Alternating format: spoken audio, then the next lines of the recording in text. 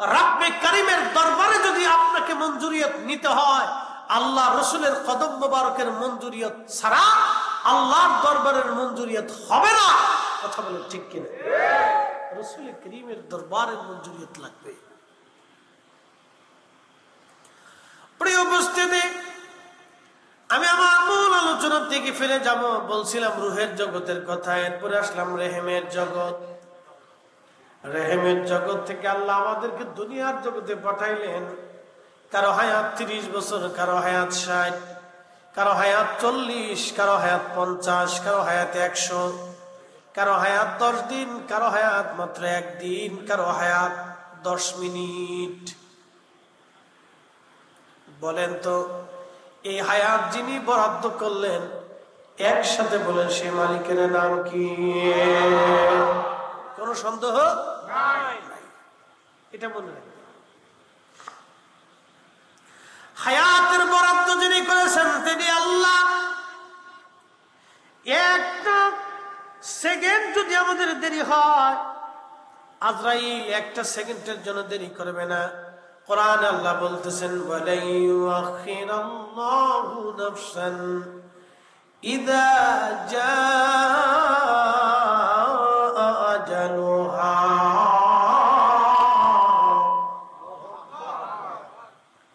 আল্লাহ বললেন, হাবিব উম্মতকে জানান, আমার বান্দার হায়াতের সীমানা যখন শেষ হয়ে যাবে, 1 সেকেন্ড আগেও হবে না, 1 সেকেন্ড পরেও হবে না। হায়াত যদি শেষ হয়, দুনিয়াতে থাকার আর কোনো সুযোগ নাই। আর দুনিয়া থেকে কবরে চলে আসলে ফিরে যাওয়ার আর কোনো সুযোগ নাই। একদিন মাটির ভিতরে হবে ঘরে, মন আমার কেন বান্ধু দালান ঘর, মন আমার কেন বান্ধু দালান ঘর। ইন্নাল্লাহ ইনদাহু ইলমুস সাআ। নবী বললেন, কিয়ামত কোন দিন হবে?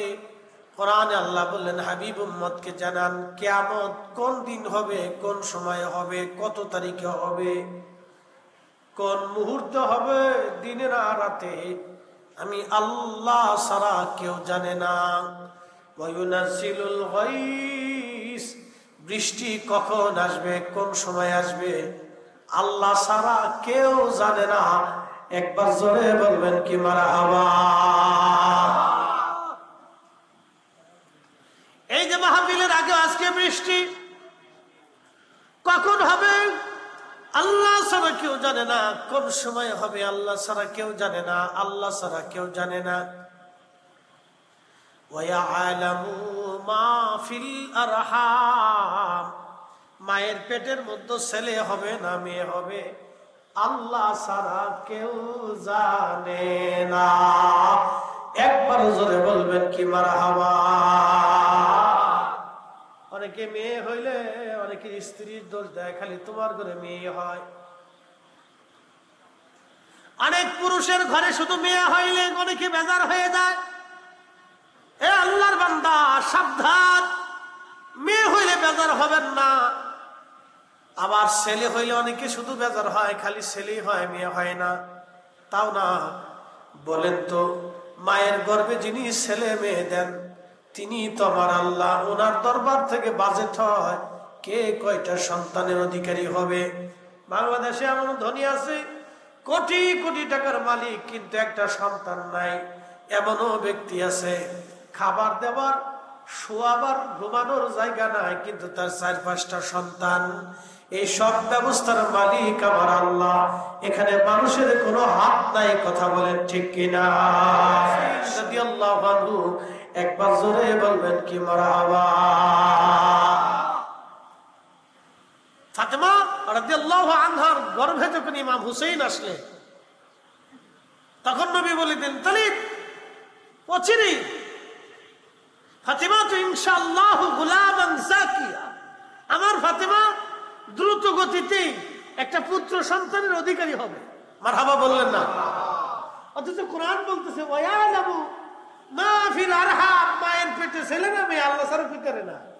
কিন্তু আমার রাসূলকে আল্লাহ রাব্বুল আলামিন ইলম দান করছিলেন, এই প্রজ্ঞা আল্লাহ তার রাসূলকে দিয়েছিলেন। আল্লাহর হাবিবের সাথে আল্লাহর একটা হট কানেকশন ছিল। কি কথা বল না, ঠিক কিনা? একটা সরাসরি কানেকশন ছিল। ওহী 7 পদ্ধতিতে আসছে। তার এক পদ্ধতি হলো সরাসরি আল্লাহ রাসূল করিমের কালব মুবারক ওহী ঢেলে দিতেন। একসাথে বলবেন না মারহাবা? কি মুবারকে? কালব মুবারকে আল্লাহ সরাসরি ঢেলে দিতেন। এটা একটা পদ্ধতি।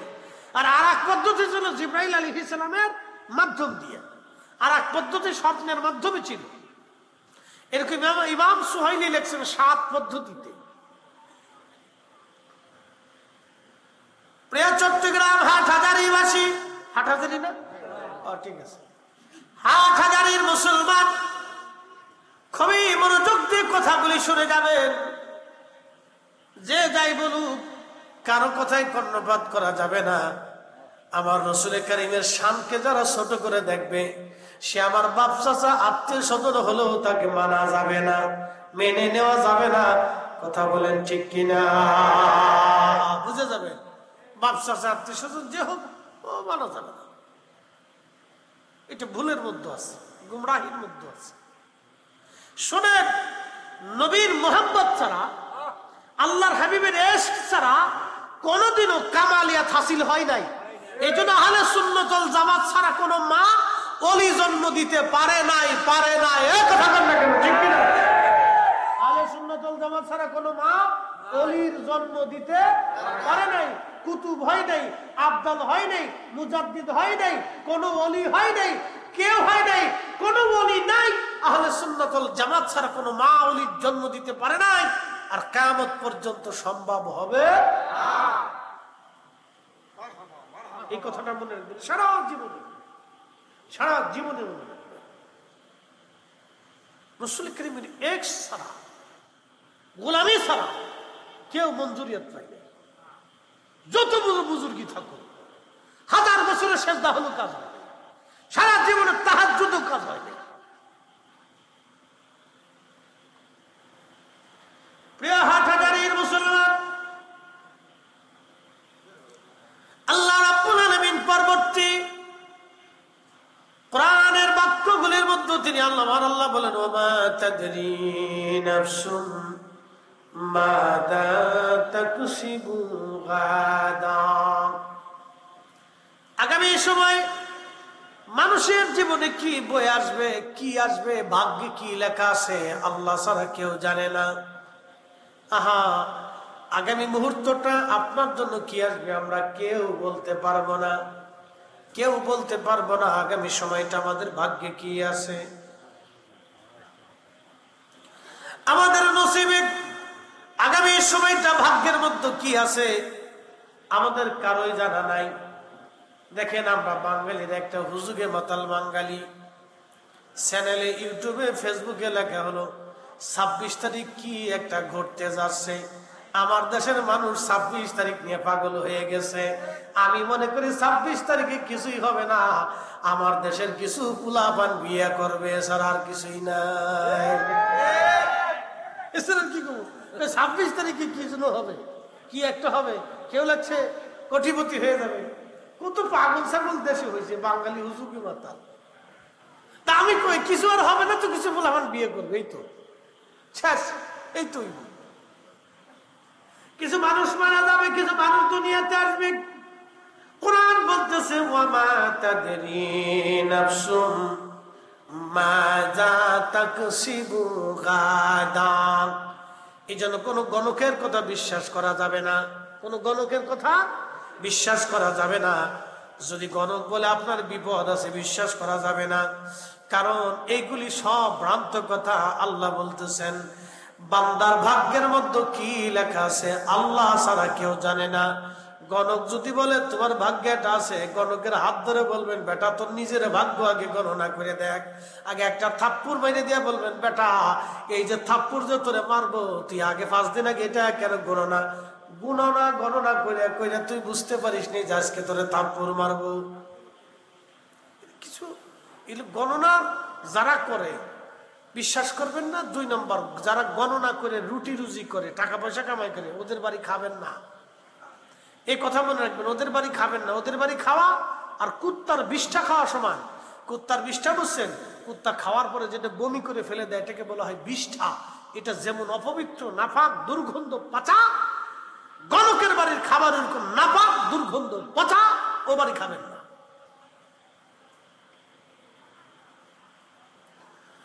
গণকের কথা বিশ্বাস করবেন না। 26 তারিখ কি হবে এটা আমাদের হাতের মধ্যে নাই, এটা আমার রবের হাতে। আল্লাহ রাব্বুল আলামিন আরশে মুআল্লা সৃষ্টি করলেন। আরশে মুআল্লা সৃষ্টি করার পরে আল্লাহ কুরসি সৃষ্টি করলেন। কুরসি সৃষ্টি করার পরে আমার আল্লাহ লৌহ কলম সৃষ্টি করলেন। কলমকে বলেন কলম তুমি লেখো। কলম ডাক দিয়ে বলে ইয়া রাব্বি কি লিখবো? আল্লাহ বলেন উক্তুব মাকাদিরাল খাল, তুমি সৃষ্টির তকদির লিখতে থাকো। একটা বিড়ালের ভাগ্যে কি হবে আল্লাহ ছাড়া কেউ জানে না। একটা কুকুরের ভাগ্যে কি আছে আল্লাহ ছাড়া কেউ জানে না। আপনার বাড়ির গরু কি পরিমাণে দুধ দিবে আল্লাহ ছাড়া কেউ জানে না। আগামী মুহূর্তটা আমাদের জন্য কি আসবে আমরা জানি না। আগামীর সকাল পৃথিবীর জন্য কি আসবে আমরা কেউ জানি না। আগামীর সূর্যোদয় বাংলাদেশের জন্য কি হবে আমরা কেউ জানি না। এক সময় যারা ক্ষমতায় ছিল তারা হয়তো ভাবছিল আমরা ক্ষমতা পেয়ে গেছি। এখন যারা ক্ষমতা আসছে তারা চিন্তা করতেছে আমরা বিরাট কিছু হয়ে গেছি। আসলে ঘোড়ার ডিম কিছুই না। ক্ষমতা কারো চিরস্থায়ী না। এটা আজকে আছে কালকে নাই। কথা কোন ঠিক কিনা? এগুলো আজকে আছে নাই। এগুলি দিয়ে ফারাফারি কারাকারি গুতাগুতি লাফালাফি ভিডি যারা করে তারা বুকা। এটা বুঝে না যে ওটা আগামী দিন শেষ হয়ে যাবে। এটা আল্লাহ কর্তৃক ফয়সালা, এটা শেষ হবেই। 3000 বছরের রোম সাম্রাজ্য, পার্সিয়ান সাম্রাজ্য শেষ হয়ে গেছে। 7-8 হাজার বছরের রোমান সাম্রাজ্য শেষ হয়ে গেছে। 600 বছরের উসমানী সাম্রাজ্য শেষ হয়েছে। আব্বাসীয়, উমাইয়া, হাতেমীয়, কত পৃথিবীর সাম্রাজ্য শেষ হলো। চেঙ্গিস খানের মতো এত প্রতাপশালী বাচ্চা 2 কোটি মানুষের জীবন কেড়ে নিয়ে নিল। হাজার হাজার নারী ধর্ষণ করলো। আজকে তার কবর পৃথিবীতে খুঁজে পাওয়া যায় না। তার সাম্রাজ্য নিশ্চিহ্ন হয়েছে। আজকে যদি তার কবর পাওয়া যেত তাহলে আমি নিশ্চিত বিশ্বাসী তার কবরে যা মানুষ পেশাব করত, পায়খানা করত, তার কবরে যা থুতু নিক্ষেপ করত, সে শুধু তার সাম্রাজ্য বাঁচানোর জন্য 2 কোটি মানুষের জীবন কেড়ে নিয়েছিল। সেই সময় হালাকু তার সাম্রাজ্য বাঁচানোর জন্য ইরাকের বাগদাদে 16 লক্ষ মুসলমানকে হত্যা করেছিল। কিন্তু আজকে হালাকু নাই। ইরাকের বাগদাদে ইসলাম আছে। ইরাকের বাগদাদে কালেমার আযান হয়। ইরাকের বাগদাদে কোরআনের তেলাওয়াত হয়। ইরাকের বাগদাদে মুসলমানরাই শাসন করে। কথা বলে ঠিক না বেঠিক? ক্ষমতা এগুলি স্থায়ী নাই, শেষ। এখন কেউ আসছে চিন্তা করতেছে আমি বুঝি বিরাট কিছু হয়ে গেছে। কিচ্ছু না। এটা দেখা যাবে ভালো কাজ করলে মানুষের হৃদয়ে থাকবে, না করলে ওই আল্লাহ আবার হৃদয় থেকে মানুষের অন্তর থেকে উঠাই নিবে, চলে যাবে। ও আসে আজকে আছে কালকে নাই। এগুলি নিয়ে ফারাফারি লাফালাফি করার কিচ্ছু নাই। এই জন্য ক্ষমতা যদি কারো আসে মানুষের সাথে সুন্দর আচরণ করবেন, মহাব্বতের সম্পর্ক রাখবেন, গরিবের পাশে দাঁড়াবেন, মজলুমের পাশে দাঁড়াবেন, আর মানুষের হক নষ্ট করবেন না। যার যারটা বন্টন করে সমানভাবে দিয়ে দিবেন। না পারলে রাজনীতি থেকে সরে চলে আসবেন। নিজের মতো আখিরাতের চিন্তা করিয়া নবীর গোলামীর পথ বাইছে দিয়ে দিবেন। শেষ কথা, ক্লিয়ার, কোনো ভেজাল টেজাল নাই। এক চেয়ারম্যান মহোদয় আমাকে এসে বলল হুজুর আমার জন্য একটু দোয়া করেন। গত বছর নির্বাচনে গত টানে 2 কোটি টাকা খরচা করছিলাম, এই বছরে হইতে পারি নাই। এই বছর আবার আসছি, দোয়া করে দেন যাতে চেয়ারম্যান হইতে পারি। আমি বললাম গত টানে খরচা করছেন 2 কোটি, এই টানেও খরচা হবে 2 কোটি, তো 4 কোটি চলে গেল আপনার চেয়ারম্যানই একটা চেয়ার পাইতে। এই তাও 5 বছরের জন্য। 5 বছরের জন্য আপনি 4 কোটি টাকা খরচা করলেন। আমি বললাম বাবাজি মনে কিছু নিয়েন না, আপনি একটা চেয়ারের জন্য 4 কোটি টাকা খরচা করতেছেন। আপনি এইভাবে খরচা না করে এই 4 কোটি টাকা দিয়ে গরিব মানুষের পিছনে পাশে যদি দাঁড়াইতেন তাহলে এই 5 বছর না, আপনার মরার পরেও বহু বছর মানুষ আপনার হৃদয়ের আসনে চেয়ারে বসায় রাখতো। এই চেয়ার থেকে আপনারা কেউ সরাইতে পারতো না, সরকারি চেয়ারের দরকার হইতো না। মানুষের হৃদয়ের চেয়ার হচ্ছে সবচেয়ে বড় চেয়ার, কথা ঠিক কিনা? কিন্তু অনেকে বুঝে না, অনেকে বুঝে না। খেয়ে কারে সত্য কথা বুঝাবে? বুঝে না, নেশা। প্রিয় উপস্থিতি আমার, আল্লাহ রাব্বুল আলামিন কোরআন আর বলেন, ওয়ামা তাদরি নাফসুম বিআইয়ি আরদিন তামুত।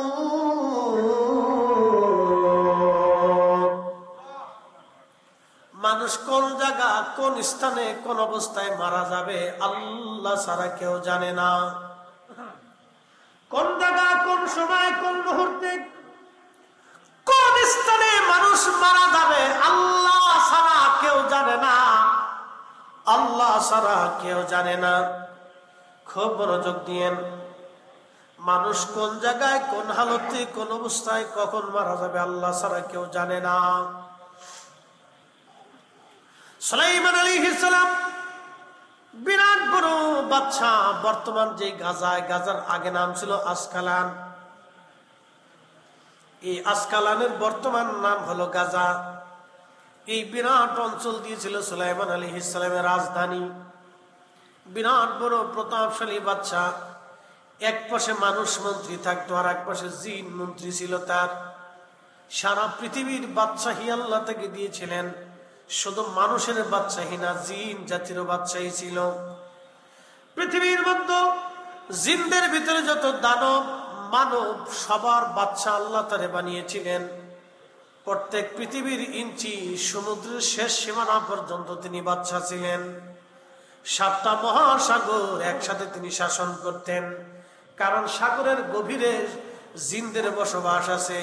পৃথিবীতে জিন যেখানে, মানব যেখানে, তিনি বাদশা ছিলেন সেখানে। একবার জোরে বলা যাবে কি আল্লাহু আকবার? তেলের গাড়ি তেলে চলে,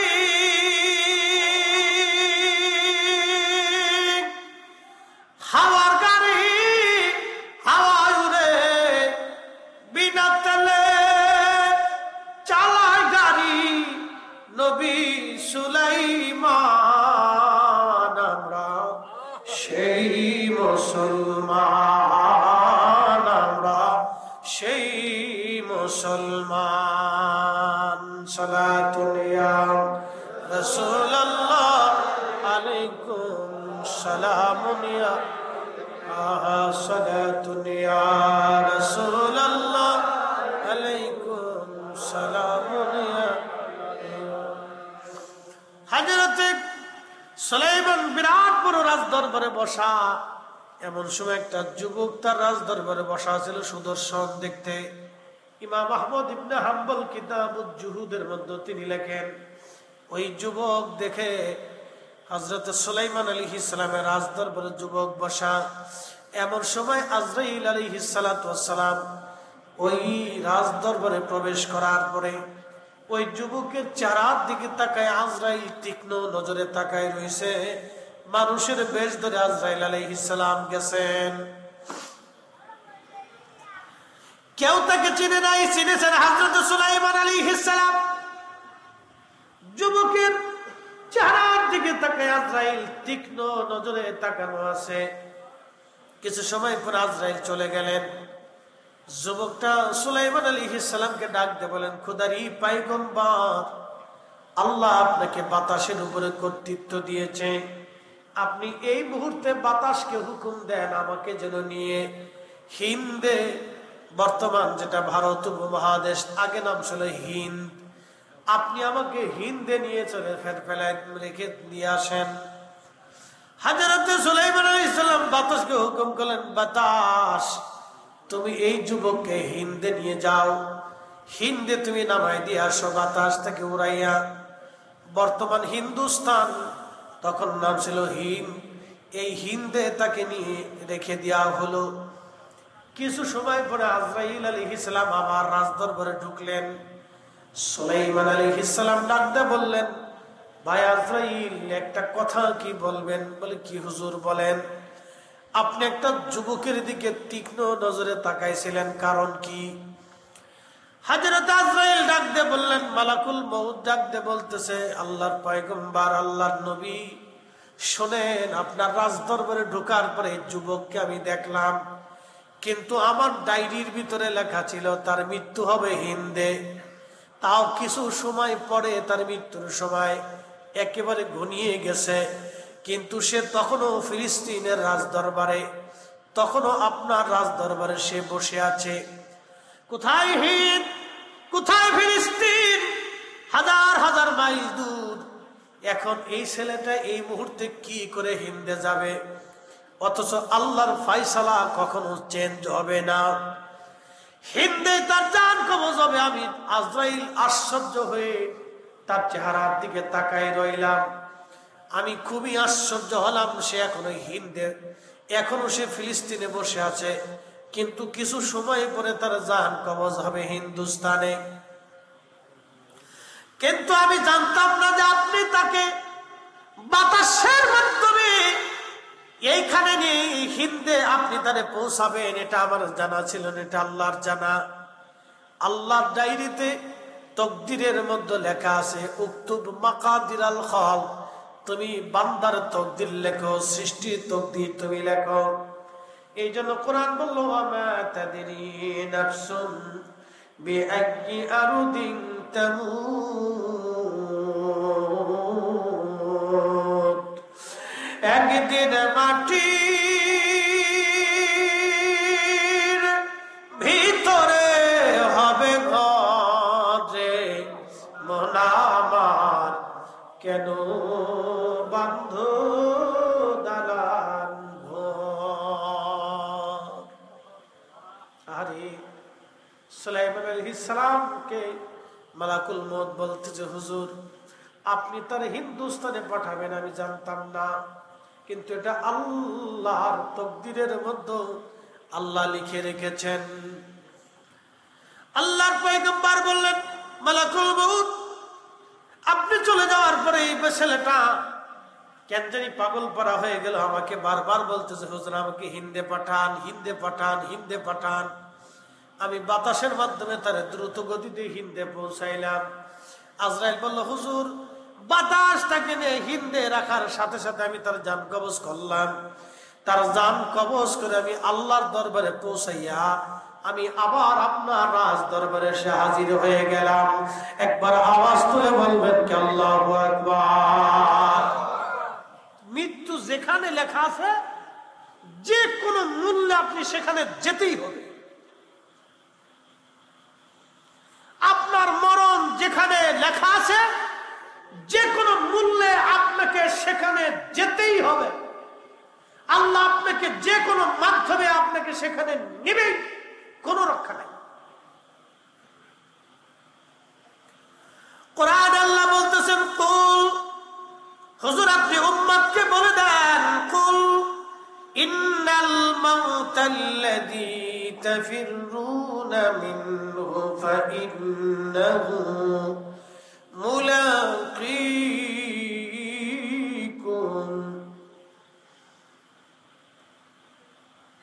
হুজুর আপনি বলে দেন, মানুষ মৃত্যু থেকে পালায়, মরণ থেকে বাঁচার জন্য সবাই চেষ্টা করে, কেউ মরতে চায় না। মরণ থেকে সবাই পালানোর চেষ্টা করে। অসুস্থ হলে বাংলাদেশের ডাক্তারের যদি কাজ না হয়, ইন্ডিয়ার ডাক্তার দেখানোর জন্য চলে যায়। তাতেও যদি না হয় সিঙ্গাপুরে চলে যায়। তাতেও যদি না হয় তাহলে আমেরিকা চলে যায়, লন্ডন চলে যায়, বড় বড় বিজ্ঞ বিজ্ঞ ডাক্তার দেখানোর জন্য। আচ্ছা বলেন তো, যারা বড় বড় চিকিৎসা বিজ্ঞানে নোবেল জয় করলো, তারাও কি দুনিয়াতে বেঁচে আছে? তারা কি একসময় বেঁচে থাকবে না? তারাও মারা যাবে। পৃথিবীর সবচেয়ে বড় ডাক্তার যিনি ছিলেন তার নাম ইবনে সিনা। মুসলিম একজন ডাক্তার, শুনবেন তিনি অনেক বড় পরহেজগার ছিলেন। পুরুষ ডাক্তার রোগী আসলে উনি সরাসরি দেখতেন, কিন্তু কোনো মহিলা রোগী আসলে উনি সরাসরি কোনো নারীর চেহারা দেখতেন না, কোনো নারীর হাত ধরতেন না, উনি নারীকে পর্দার আড়ালে বসাইয়া সুতা ধরাই দিতেন। ওই মহিলার হাতে সুতা দিতেন, নিজে সুতা ধরতেন। সুতা টেনে টেনে টেনে টেনে ইবনে সিনা রোগ নির্ণয় করতেন। এত বড় চিকিৎসা বিজ্ঞানী হওয়ার পরেও তিনি বেঁচে থাকতে পারেন নাই। মৃত্যু থেকে পালানোর কোন রাস্তা নাই। আল্লাহ বলতেছে, হাবিব উম্মতকে জানা, মরণ থেকে পালানোর চেষ্টা করে, ফাইন্নাহু মুলাকিকুম, মরণ থেকে পালানোর কোনো রাস্তা নাই। মরণ থেকে পালানোর রাস্তা নাই। মালাকুল মউত তার সাথে মোলাকাত করবে। মালাকুল মউত তার জান হরণ করে নিয়ে আসবে। সে পালিয়ে থাকতে পারবে না, লুকিয়ে থাকতে পারবে না। জিন্দেগি তোর যাইরে ফাঁকি দিয়া রে সোনারা দো, জিন্দেগি তোর যায় ফাঁকি দিয়া। ও আদামরে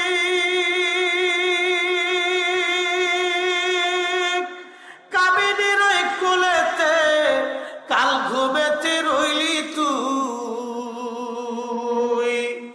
সারা নিশি কাটাইলি তুই ঘুমাইয়া ঘুমাইয়া রে সোনারা দো।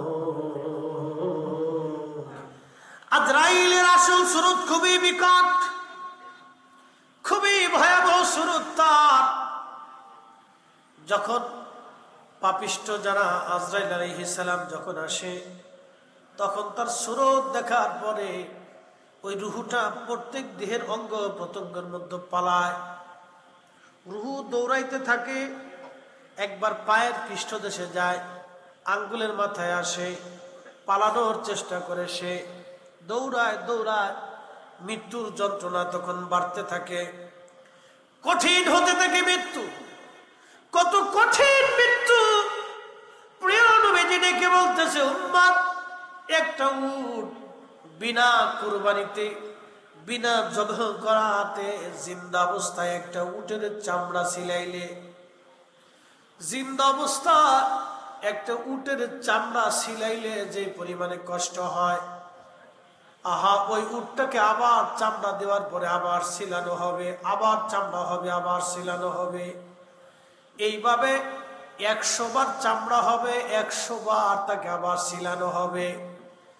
একটা উটকে 100 বার চামড়া ছিলাইলে যেই পরিমাণে কষ্ট হয়, বদকার পাপিষ্ঠদের রুহু কবজের সময় এরকম কষ্ট হতে থাকে।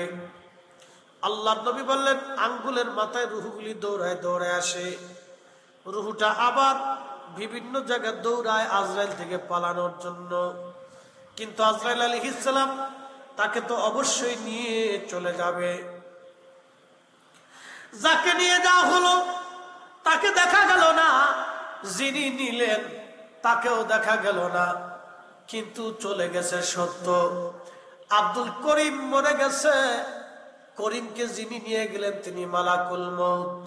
করিমরেও দেখা গেল না, যিনি নিলেন তাকেও দেখা গেল না। যার হুকুমে নিলেন তারও দেখা যায় না। যেই জগতে নিয়ে যাওয়া হলো সেই জগতও দেখা যায় না। কিন্তু আব্দুল করিম ঠিকই চলে গেল, করিমকে ঠিকই নিয়ে যাওয়া হলো। করিম চলে গেল সত্য, করিম মারা গেল সত্য, করিমকে নিয়ে যাওয়া হলো সত্য। করিম মারা গেল, করিম চলে গেছে, করিমও সত্য। যিনি আজরাইল নিলেন তিনিও সত্য, যার হুকুমে নিয়ে যাওয়া হলো তিনিও সত্য, যেই জগতে নিয়ে যাওয়া হলো সেই জগৎ সত্য। আল্লাহর কোরআন বলতেছে, সুম্মা তুরাদ্দুনা ইলা আলিমিল গায়বি ওয়াশ শাহাদাত, অতঃপরে এমন একজন মালিকের কাছে তোমরা আসবা, যে মালিক আমি আল্লাহ। আমি আল্লাহ তোমার গোপনেরটাও জানি, তোমার প্রকাশ্যেরটাও আমি আল্লাহ রাব্বুল আলামিন জানি। তার মানে করিম যে নিয়ে যাওয়া হলো, করিম চলে গেল এটাও সত্য, যিনি নিলেন সেও সত্য, যাকে নিয়ে যাওয়া হলো তিনিও সত্য, যিনি নিলেন তিনিও সত্য, যার হুকুমে নিলেন তিনি মালিক আলিমুল গায়ব, গায়েব জানলে ওয়ালা। একবার জোরে বলবেন কি মারহাবা। যিনি নিলেন আল্লাহ, যার হুকুমে নিলেন আল্লাহ, যিনি নিলেন মালাকুল মউত, যাকে নিলেন করিম, যেই জগতে নিয়ে যাওয়া হলো আলমে বারজাখ, কবরের জগৎ। এত সময় ছিলেন দুনিয়ার জগৎ, এখন চলে আসতেছে কবরের জগৎ। আল্লাহ রাসূল বললেন একটা উটকে 100 বার চামড়া ছিলাইলে যে পরিমাণে যন্ত্রণা হয়, কাফির আর বেঈমানদের মৃত্যু এরকম ভয়াবহ কষ্ট হতে থাকে। আল্লাহ রাসূল বলেন ইমানদার, তোমাদের জন্য একটা সুসংবাদ আছে। সুসংবাদ হলো যখন নবীর গোলাম, আল্লাহর গোলাম যখন মারা যায়, তখন জিবরাইল আলাইহিস সালাম সুন্দর সুরত নিয়ে আজরাইল আসে। আজরাইলকে দেখলে, মালাকুল মউতকে দেখলে ডর হয় না। তখন মালাকুল মউত ডাক দেয়, ইয়া আইয়াতুহান নাফসুল মুতমাইন্না তুরজিই ইলা রাব্বিকি রাদিয়াতাম মারদিয়া ফাদখুলি ফি ইবাদি ওয়াদখুলি জান্নাতি।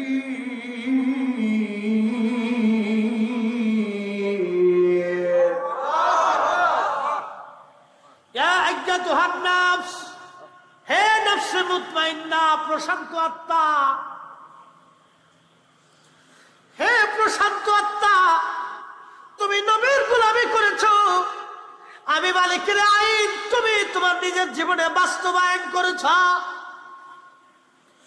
হে নফসে মুতমাইন্না, তোমার দ্বারা কোনো মানুষের ক্ষতি হয় নাই, তুমি কোনো মানুষের হক নষ্ট করো নাই, তোমার দ্বারা কোনো মানুষ কষ্ট পায় নাই, রাষ্ট্রের ক্ষতি হয় নাই, সমাজের ক্ষতি হয় নাই। তুমি নবীর গোলামি করে আল্লাহর আইন মেনে মেনে তুমি চলে আসছো। হে নফসে মুতমাইন্না, প্রশান্ত আত্মা, সুস্থ আত্মা, তুমি আসো আমি আল্লাহর দরবারে। একবার জোরে বলা যাবে কি মারহাবা। এজন্য ওলিরা ইন্তেকাল করলে তাদের মাজার হয়। ওলিরা ইন্তেকাল করলে মানুষ তাদের জিয়ারতে, কারণ তারা নফসে মুতমাইন্না। ইরজিই, আসো, ইলা রাব্বিকি রাদিয়াতাম মারদিয়া, আমি আল্লাহর খুশির দিকে তুমি আসা। আমি আল্লাহ তোমার উপরে খুশি, আমি আল্লাহ তোমার উপরে খুশি। ফাদখুলি ফি ইবাদি ওয়াদখুলি জান্নাতি, তুমি আমার নিয়ামতপ্রাপ্ত বান্দাদের সাথে আমার জান্নাতে আসো। আমার ওলিরা যে জান্নাতে, তুমি সেই জান্নাতে আসো। এই জন্য ওলিরার ইন্তেকালের পরে তাদের কবর জান্নাতের বাগান হয়ে যায়, রওজাতুম মিন রিয়াজিল জান্নাহ হয়। তাদের কবরকে আল্লাহ রওজা বানায় দেয়, রওজা বানায় দেয়। আরে আমার নবীর গোলামের জন্য যদি উম্মতের কবর রওজা হতে পারে, কে কবর বলতে হবে, রওজা বলা হারাম। যারা রাসূলের কবর মুবারক রওজা মুবারক রওজা বলতে চায় না, রওজা মনে করে না, তারা মূলত আল্লাহর কোরআন মানে না। কি কথা কন না কেন, ঠিক কিনা?